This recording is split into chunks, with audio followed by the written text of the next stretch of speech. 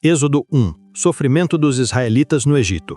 Eis os nomes dos filhos de Israel que foram com Jacó para o Egito, cada qual acompanhado da respectiva família. Eram eles: Ruben, Simeão, Levi, Judá, Issacar, Zabulão, Benjamim, Dan, Neftali, Gade e Asser. Os descendentes de Jacó somavam no total 70 pessoas. José e os seus irmãos e todos daquela geração morreram.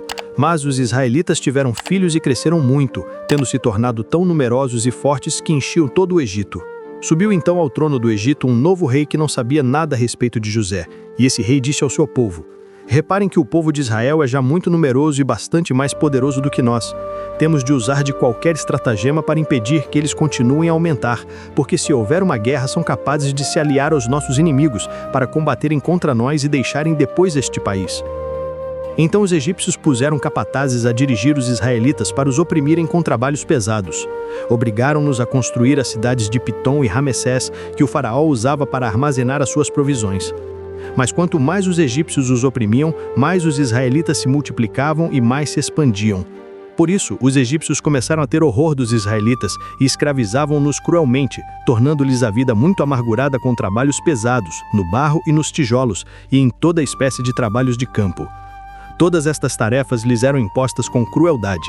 Além disso, o rei chamou as parteiras hebreias, cujos nomes eram Shifra e Pua, e disse-lhes: quando ajudarem as hebreias a dar à luz, prestem atenção.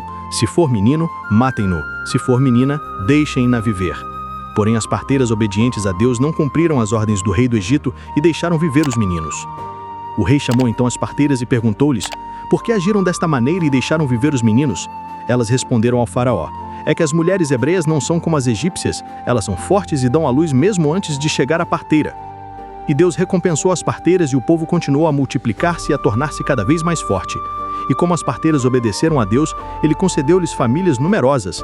Então Faraó ordenou a todo o povo egípcio: deidem ao Nilo todos os meninos hebreus recém-nascidos, mas deixem viver as meninas. E é isso aí. Espero que você tenha gostado do vídeo. Se gostou, deixa um like, se inscreve no canal se ainda não se inscreveu e não esquece de ativar o sininho para receber todas as notificações dos próximos vídeos.